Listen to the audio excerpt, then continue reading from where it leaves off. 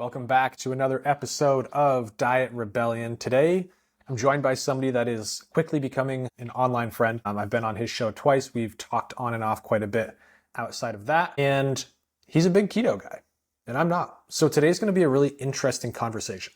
Robert Sykes is a professional natural bodybuilder and the CEO of Keto Brick, LLC, a company known for producing high-quality, versatile, ketogenic meal replacement bars.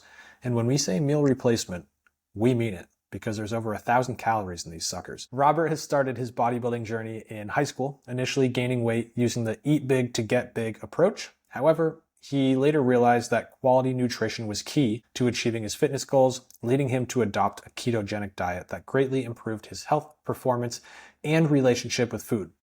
In today's episode, we dive into a really controversial topic, which is keto. And does it work short term? Does it work long term? And if it does, how do you make it work long term?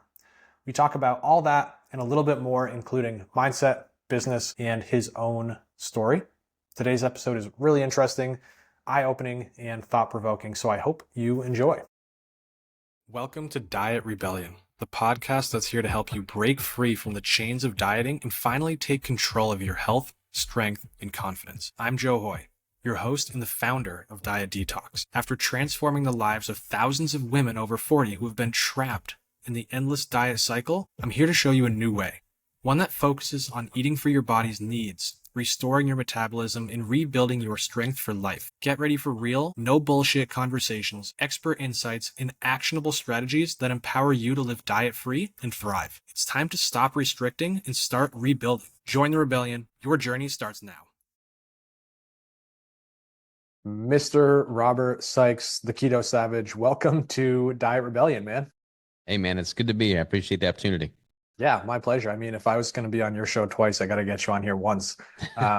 Today's going to be an interesting conversation, right? Because as I just said, this show is called Diet Rebellion, and I just called you the Keto Savage. And keto is a diet, which is something I generally try to get people away from. But I've gotten to know you a bit. You've been, and correct me if I'm wrong, and I probably am, but you've been doing keto for 11 years now. Is that right? Yeah, I don't know the exact start date, but I started in 2014, 2015, somewhere in there. So yeah, it's been 10 or 11 years for sure. And so the reason that I don't like keto is because people fall off it, but it doesn't take them 11 years to fall off. Like it takes them, I don't know, a month, 2 months. And so you've clearly defied the odds and you've clearly found something that others haven't. So I think this is going to be a cool conversation of like, how do we make it work? How does it work for you? Why do you like it? And I just love learning new perspectives, because if I can, that means maybe I can become a better coach and I can help people more. So let's dive in, man. Awesome, brother. Let's peel the curtain back and rock and roll. Awesome. So how'd you get started? Like what made you, number one, get into bodybuilding, because you're insanely successful there? And what made you get into keto? So I got into bodybuilding when I was in high school. I was a junior in high school. I was 115 pounds soaking wet. I was scrawny, man. Like I didn't know. You and me. I didn't know anything about anything. I was so self-conscious about how small I was. I literally did not wear short sleeve shirts my last 2 years of high school because I was just embarrassed. Couldn't talk to the ladies. It was not good.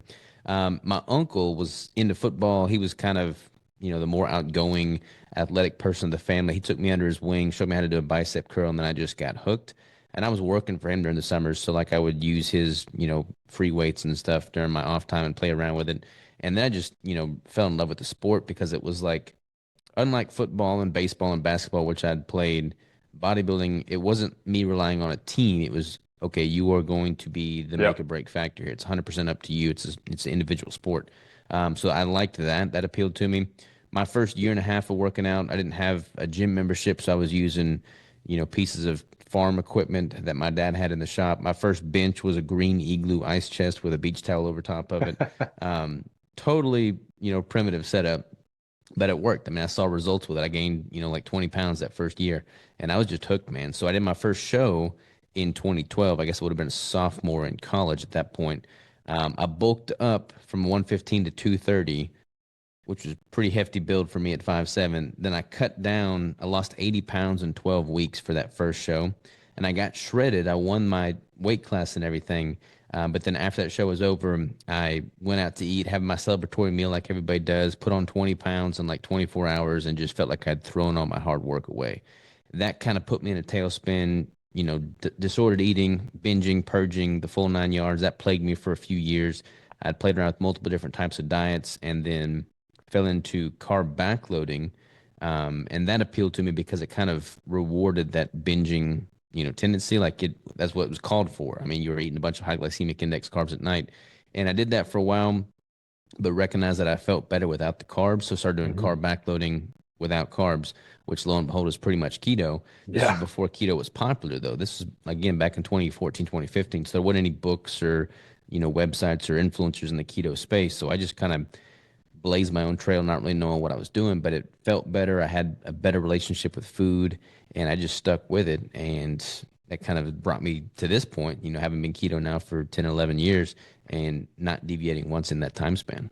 I love it, man. So you and I had a really similar path. Like high school, I was insanely small. I bulked up to 220. I never Hmm. competed, but I was fat at that point, if we're calling a spade a spade. And then I cut down to the body I wanted. And I think the only difference between you and I is while we still found something that worked for us long term, our some things are just different. And that's okay, Totally. right? Because like a lot of times I'll tell people, look, I don't think there's a good or a bad diet. I think that the best one is the one that works for you long term. And Hmm. like I landed on what works for me, you landed on what works for you. I love that. And so now fast forward what, 8 years or whatever it's been, not more than that. Whatever, fuck it. However many years it's been, like you've competed multiple times and you've stuck with keto the entire time for your bulks and your cuts. Yeah, yeah. So I mean, when I was first competing, my first show in 2012 was I was following like a really bro diet approach. Eating Yeah. 6, 7 meals a day, every 2 or 3 hours, chicken, rice, broccoli kind of setup. And then I did flexible dieting, or if it fits your macros, for the next 2 or 3 shows. And then I did keto for my first show in 2017, and then that was the first time I'd competed with a ketogenic approach. And then I did a cut in 2020, but then like right before the show, it got canceled from COVID. And then I did 5 competitions in 2023. And then, yeah, all that time has been keto Wow. in the building phase and in the cutting phase. And for me, like, I don't ever want to be dogmatic when it comes to nutrition. Like, there's a lot of people in the keto space. There's a lot of people in every dietary Yeah. circle where they think it's their way or the highway. I mean, I've always preached, what is sustainable for you, optimize for that, and adhere to it for a lifetime. And for me, that's been keto. For a lot of people that I work with, that's keto. But there's a lot of people in the keto space that I frown upon because they take a very dogmatic approach. They live in their information silo. They think calories don't count. It's all about hormones. Mm. And I don't know. I don't ever want to kind of fall victim to that way of thinking. So yeah, I mean, I work with people that pretty much do keto because that has been what's worked for them. But people can obviously get shredded and healthy with a variety of different diets. Yeah, we've seen it in every direction. But I think the reason you work with them is because you found success. So like you know what works for you, you know how to apply it to other people, and you know how to create the results, which is ultimately what we're all after. I'm just curious, like from a competitive standpoint, do you think that you are more successful on keto than you would have been in another? Maybe because of less up and down due to carb intake and maybe less rebound post show because of lack of carb intake? Yeah, I think so for sure. I feel like with carbohydrates, I mean, carbohydrates, sure, you could do a very clean approach like, white Yeah. rice or sweet potatoes and things like that. But most of the people that are eating carbohydrates are also bringing in a lot of other less ideal sources of carbohydrates. And for me, like when I was going through my disordered eating tendencies, whether keto benefited me performance wise or not, the benefit I got psychologically in my relationship with food was reason enough for me to stick with it. So any of the performance benefits that came were just kind of like an added bonus on top. And I didn't know if it would work from a bodybuilding standpoint or not, but I was able to get leaner than I'd ever gotten before with keto in a more effortless manner. And I didn't see any drop in training performance. My lifts had all stayed steady and have gone up. And I didn't have any issues getting a pump and having vascularity on stage, which is what a lot of people say you have to have carbs for. Plus, I just kind of like proving the mainstream society wrong. So like when everybody was telling me I couldn't do this with keto, that was all the more, motivated to prove them wrong. And it just got better and better for me. And I feel like a lot of people in the competitive space, I mean, disordered eating is commonplace in the competitive Oh community. yeah. And I feel like it's weird to go through life depriving yourself of these foods, these carbohydrates that they feel so addicted to, and then after the show is over, when they look great, they go and just binge on them. Like that just does not seem like a very healthy lifestyle pattern for me. Whereas with keto, it's like everything that I'm eating is super high quality. Like it's quality fats and proteins, the things that the body absolutely requires. So I didn't have this sense of guilt associated with the foods that I was eating. And I think that served me well for not having that negative relationship with food in the first place. Yeah, I agree completely, right? So if somebody's going to be post show and they've generally lived their life eating carbs like most people and they've dieted down and they're feeling restricted and deprived, like man, the first thing I can see myself wanting is like a big ass pizza and a whole lot of ice cream. Hmm. And so I think there is a wrong way to do it with carbs, but at the same time, there's probably a wrong way to do it with just keto too. Like there's plenty of unhealthy fats you can have, and I think that a lot of people do it in an unhealthy way. Do you see the same thing?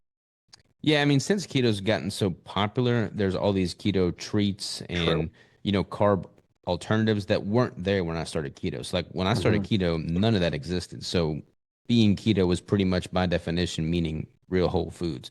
Now you can certainly get those unhealthier options, but I don't really ever gravitate to those anyways. Like, once for me and for many, when your blood sugar stabilizes and you don't have the crazy spikes and dips, like you don't crave the sugar sweet foods near as much. Like your palate changes once you become fat adapted. And I honestly don't like sweet things that often. Like my wife will make a keto cheesecake or a keto cookie on occasions, like when we have a anniversary or holiday, and I'll have a few of them. But I can much more easily moderate that because my blood sugar is still stable with that than I ever would have been able to with like a traditional cookie or cheesecake, for instance.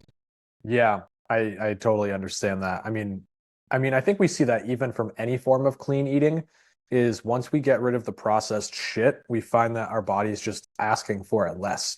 Hmm. I'm curious because I don't know much about this and I'd love to learn, but is that kind of what made you be motivated to create the Keto Brick, right? Because I know that's a product, a business you've created. Is that why you're like, hey, I see all these products out there. I don't believe in the way they're created. I don't believe in the ingredients. I'm going to do it the right way, in my opinion, and hopefully help people better. Yeah, so the keto brick was never meant to be a product that I sold. Like I made No. that for my own personal consumption during that 2017 prep because there wasn't any products on the market that were keto. I mean, there's a bunch of like Quest bars and stuff like that, but nothing keto with that macro profile. So I made that to just basically streamline my own meal prep endeavors. And I was documenting my prep on YouTube at the time. And people kept asking about it, like, hey, what is this? What's the recipe? Where can I get it? And I just kind of wrote it off, like, oh, it's just something I'm eating. No worries. But then my girlfriend at the time, wife now, and my mom were like, "Hey, you're getting a lot of comments on this. You got to try and make a product out of it." So we rolled up our sleeves and did just that. But yeah, I mean, I'm proud of the product. It's still a manufactured food product, so like, I'm always encouraging people to get real food sources. But I eat a brick every single day because I know the quality of the ingredients, and it's got a really high quality fat. And it's easy to find good protein sources on the fly. Like you can go to a gas station and find decent options for jerky, or like hard boiled eggs or stuff like that. But like getting quality fat is a little bit more tricky, whereas the bricks kind of streamline that. So if you're eating a higher fat diet, as you are with keto, it just streamlines things. So there's less area for you to, deviate basically. Man, isn't that funny how it works? Like you were the one with your face this close to the thing, and you couldn't see that there's a demand for it. And then your partner, your wife right now, and your mom were both like a little bit further away, and they're like, "Hey, Robert, like I think you have something here," and Hmm. they push you into it. I mean, that was pretty similar to my experience just starting coaching. Um, what is the keto brick? Like, what's in it? What is the macro profile, and how is it so helpful for you and other people? So the brick is 1,000 calories. We got multiple flavors now. We just started making them with grass finished tallow as a fat source, but up until this point, the Cool. primary fat source has been raw organic cacao butter, and that is the highest source of stearic acid. So it absorbs by the body very well. It doesn't really ever cause any GI distress. Like stearic acid is a very long carbon bond, which is why it's shelf stable and doesn't melt like coconut oil or butter would, for instance. Mhm. Stearic acid, there's a lot of different research out on that, but some suggest that it actually increases insulin resistance at the adipocyte itself. So on a general level, you want to become more insulin sensitive, but you want your fat cells to become more insulin resistant, so they're less likely to store more fat. So some research suggests that it could be advantageous there, but as an energy source, it's great for that reason. It doesn't cause GI distress. Like if you were to slam 1,000 calories worth of fat from MCT oil, probably wouldn't end too well for you. Not going to feel well. Not going to feel well.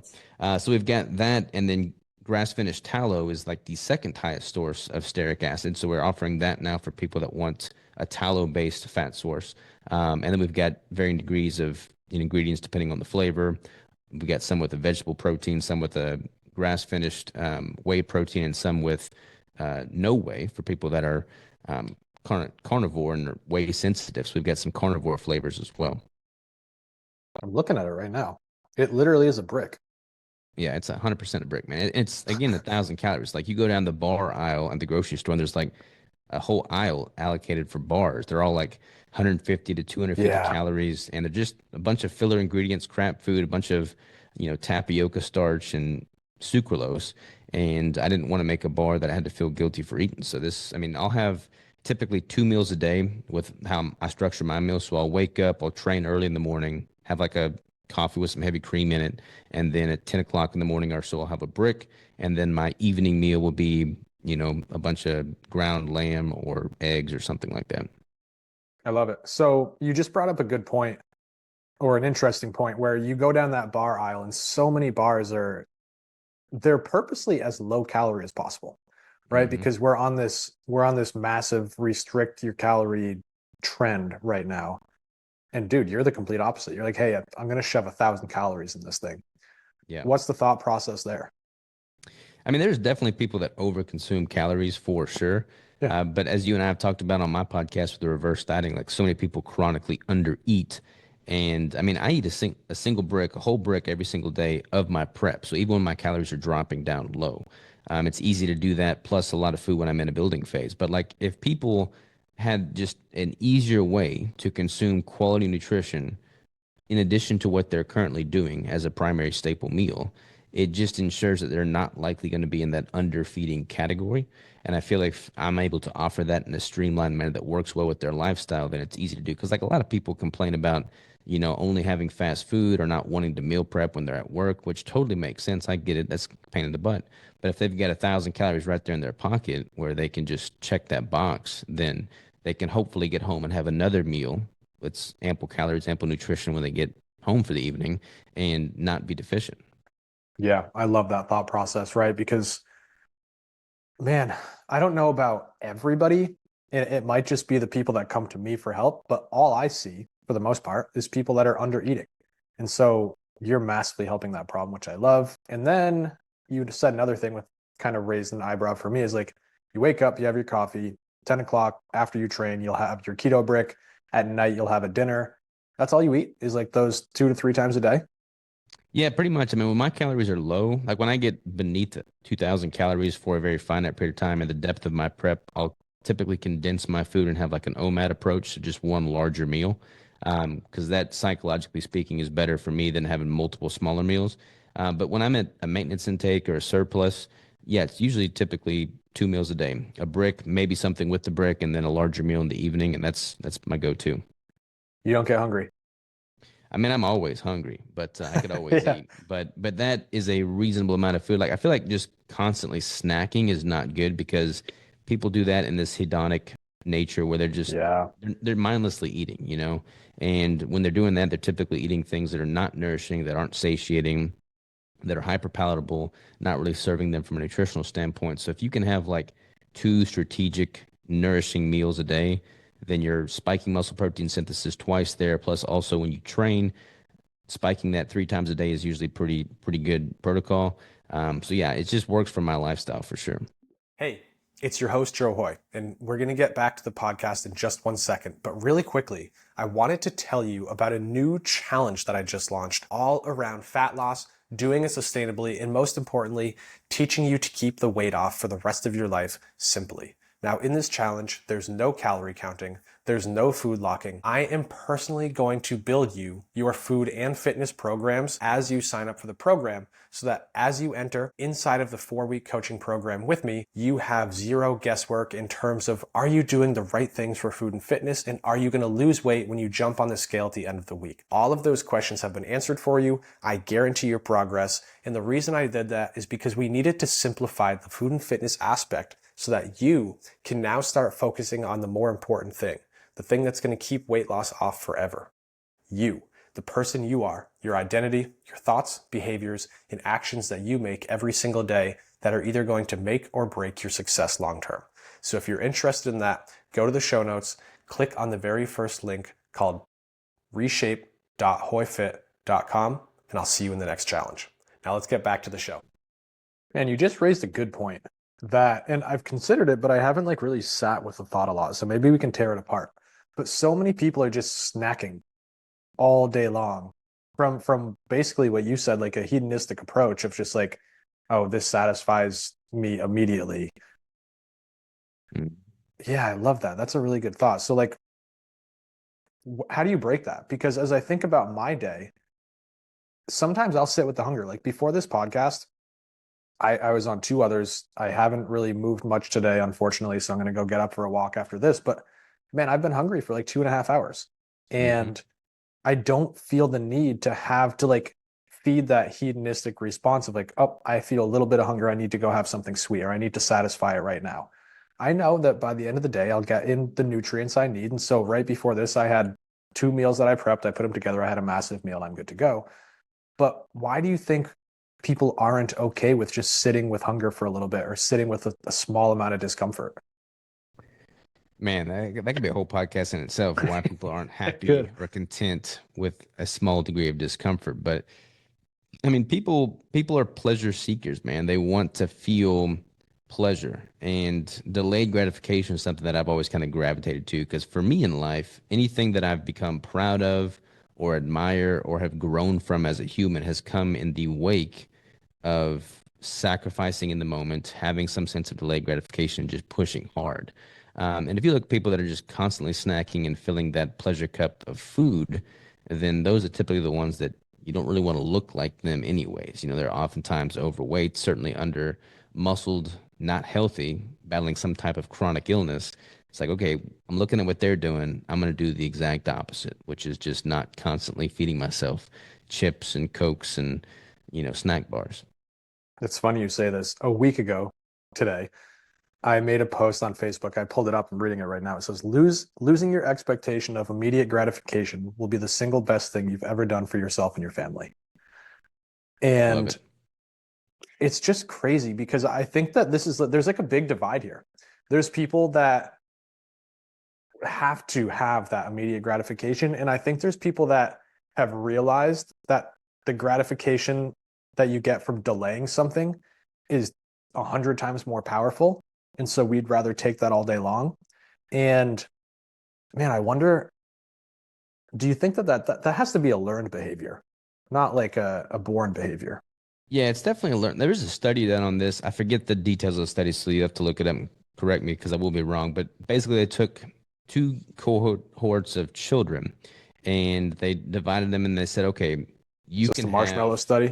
yeah, it's like a Yeah. marshmallow study where like, or maybe it was a cookie study or something where like that you could have a piece of a cookie now, or you could wait 30 minutes or an hour, whatever it was, to get like a full piece of cake. It's interesting that they did a study with sweets in the first place, Yeah, but yeah. right. But basically, the majority of the people that wanted to have, some form of delayed gratification, they felt an overarching sense of fulfillment more so by having that larger, more desirable, dessert by waiting a little bit longer. But I mean, that's a metaphor for life, man. That's what training is. That's what building a business is. That's what relationships are. I mean, like, look at relationships. Like, if you just simply relied on your impulse desires every single time you saw an attractive woman, you probably wouldn't have much of a marriage, but the marriage is going to be what's sticking with you for the long haul. So, like, everything in life comes with some degree of sacrifice in the short term for that long term. Yeah, I don't think that would work out very well, Probably short term or long term. Um, that's interesting. Yeah, and so I think going back to that study, I think they followed those people for longer. right? Like they Hmm. followed the kids not just in that day when they stuck them in the room. They're like, "Hey, bite of a cookie or a slice of a cake in an hour. What do you choose?" I think they followed them. And again, I'm going to botch this study too, but past high school, past college, past something, and they saw that the ones that could delay the time to gratification just had ultimately larger success in just about every area of life. Yeah. I mean, there's not a single thing that I can look back on in my own life and regret not delaying a little bit. I mean, now that I'm a parent, I've got to kind of like also put more stock in being present in the moment. So like that's a fine line to balance there. Um, but yeah, just from a business standpoint, from a fitness standpoint, nutrition standpoint, 100%, I get more bang for my buck when I, delay things a little bit and just have that long game approach. Well, I mean, let's circle it back to the people that are probably listening to the show. Let's do weight loss in two different ways. All right, I need to be at my goal weight of 30 pounds down by this time next month, or I just want to live at my goal weight of 30 pounds down forever. And if it takes 6 months, that's okay. Well, guess what? The person that needs the closer to immediate gratification, they might get there, but they're not just going to lose their fat. They're going to lose a shitload of muscle. And Hmm. so, again, by not delaying that gratification, you're actually not going to be as gratified as you could have been. 100%, man. And like when you look Yeah. at, like I take I'll have defined building phases and defined cutting phases. Like I don't try and just stay at a certain physique, Right. long term, but most people aren't doing that. Most people aren't competing and stepping on stage. So like you got to figure out what makes the most sense for you as an individual. And you got to make it sustainable overall. I feel like anybody, whether they compete or not, is going to benefit from periods where they are at a surplus and periods where they are at a deficit. But most people don't think in those terms. They just try and do these drastic, aggressive cuts, drop calories by 1,000 or 1,500 overnight, and training suffers. They just feel miserable. And obviously, if you're feeling miserable, you're not going to be able to adhere to it for any length of time. Nail on the head. I have nothing to add there. That is exactly it. So if somebody wants to do keto, right? Because I know that so many of the listeners that I've talked to on a one-on-one basis, because I try and connect as much as possible, I'll ask them, like, "Hey, have you dieted before? Have you lost weight?" It's like, "Yes." Great. Well, what have you tried? Many times the word keto comes up. They've tried it. Why do you think that you've been successful at it and a lot of the people you've coached have found success long term and they haven't? Like, what are the factors that will make or break a successful approach to keto? It's sad, man, because I feel like this was really the case in like 2019, 2020, 2021. Less so now, but still there. But like when you're in the grocery store and you're going through the checkout lane and you look at the magazines right there on the rack, like most of them are, lose 30 pounds in 30 days with Mm. these new hot keto recipes. Like the way keto has been marketed to the Mhm. masses has been with an emphasis on weight loss. And so you're getting a lot of these people that want to do that short term fix and they're seeing keto and that's their experience with it, which is a totally skewed representation of the right way to do keto. What excites me about keto is not even so much the benefits that you do see in the short term, such as the reduction in inflammation, the cognitive benefits, increased, beta hydroxybutyrate in circulation, things of that nature, but I mean, they're now coining type 3 diabetes as Alzheimer's and dementia, or Alzheimer's Mhm. dementia as type 3 diabetes. Yeah. And if you're able to mitigate against that by keeping blood sugars in check, hedging against insulin resistance via a well-formulated ketogenic diet, that's what excites me. Like, I'm excited to see how I'm performing and looking at 79 more so than now at 33. Like, my grandparents are now starting to show signs of Alzheimer's dementia. And I look at what they're consuming and it's a standard American diet, not enough fat, not enough protein, too many carbohydrates. And if I remove that and I do a well formulated ketogenic diet, I am automatically setting myself up for much more long term success. So I'm playing the long game from a health standpoint so that I can have a more vibrant life when I'm in my later years. You bring up some good points. So maybe it's not keto that's been the problem. Maybe it's been the approach and the expectation that's been set by mainstream trends, magazines, shows, you name it. It's interesting. There's another interesting thought you just said that you're watching how your grandparents eat, you're watching how your grandparents have aged. And correct me if I'm wrong, because you're way more in this world than me, but has there been enough time for people doing keto to see how that's going to pan out once you're a grandparent, once you're their age?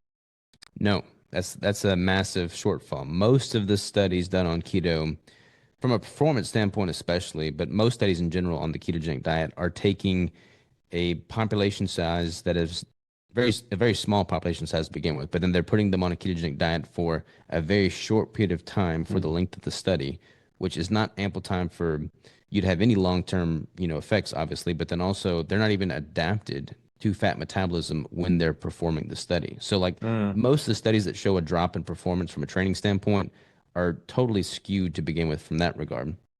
But yeah, you're right. There's not that many studies. There's not any studies that I know of that track individuals for 50 years. Um, Food studies are hard anyways because most of them are done via a survey. I mean, feeding studies are just challenging because right. you're relying on people's honesty with a study, which is just not really great. But when you look at tangible metrics such as what their markers are doing after being keto adapted for a significant period of time. And if I'm seeing those markers improve, and if I feel better, if I perform better, if my joint pain and inflammation is down, if I've got more mental acuity, if my, strength markers and recovery are improving, then I feel like those are all tangible enough for me to be excited about what that compounded over a lifetime will result in. It's going to be interesting to see. And man, with that information, let's say in 20, 30, 40, 50 years, I wonder where there's going to be a big shift because I don't think there's a question of if there will be a big shift. I just wonder where, right? And like, so we have so many things now. We have these GLPs that haven't been studied long term. We have keto that hasn't been studied long term, and so many other approaches that, like, on paper, scientifically, a lot of things do make sense, right? Hmm. In a lot of different directions. So I'm curious to see how things are going to pan out. Well, I think we could all agree that what is panning out now as a result of the standard American diet's probably not optimal. And I mean, I look at most things in life, and when I do the opposite of what mainstream society is doing, I tend to get better results, or at least the results that I want. So if I'm seeing all these people now being plagued with Alzheimer's, dementia, massive degradation in bone density and muscle tissue, and just chronic illness, insulin resistance. It's like, okay, what are they doing? What they're doing is definitely not a well formulated ketogenic diet. So I think I'm going to put my bets on something that is different than that, which would be for me a ketogenic approach. Another good point. Man, you're super thoughtful, right? And I think that you just notice patterns is what you're really Hmm. good at. But yeah, I mean, when I look at mainstream anything, it's generally not working as well as going against the current in a well thought out approach. Obviously, if you go against the current just to do it, you're probably an idiot. But Yeah. if you do it in a well thought out way, I love that. For just about anything. Like I can go back and look at my 20s and I definitely did not fit the mold of 20-year-old guy, right? Like, sure, from 20 to 23, I partied my face off. 23 to 30, really strict. Like, I was the guy that didn't party, and it's paid off. So I love that. How do you work with people? Like, I know you have the Keto Brick. We went over that. Do you help people for competitions? Do you help everyday people through keto? Like, what's your jam?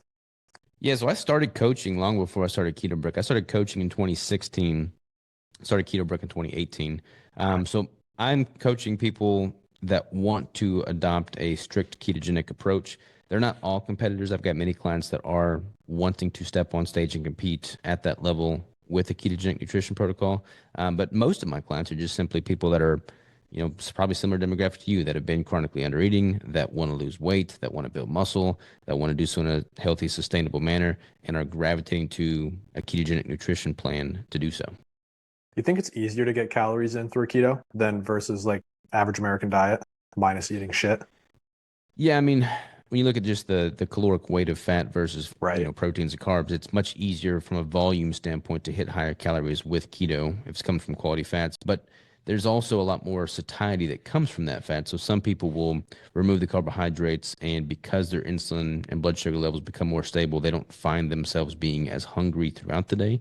So it's also either easier for them to not eat enough in a sense. So you've got to kind of be mindful of that. Once you've tracked for a while, once you kind of see how your body's responding to those manipulations, you can kind of say, okay, I need to increase food intake. And I mean, you can do simple things too. Like if you're wanting to increase calories, but not necessarily increase volume, simply swapping out, a 95, 5 or like a 80-20 for like a 75-25 ground is going to be a simple way to increase calories without increasing total food volume.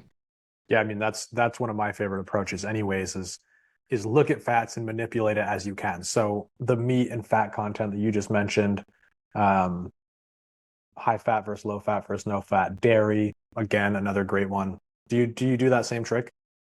Yeah, I'll do that a lot. Like I'll manipulate those because it just streamlines things. One of the big mistakes I see people making though, especially that are wanting to do what they think is keto, is if they've got a lot of fat to lose, they'll assume that they should not consume much dietary fat because they just assume that they're gonna, have their body tap into its own fuel reserves and use that fat source. But if you're not yet fat adapted, your body doesn't know how to tap into those fuel reserves. So not having ample dietary fat at the onset is a big mistake people make.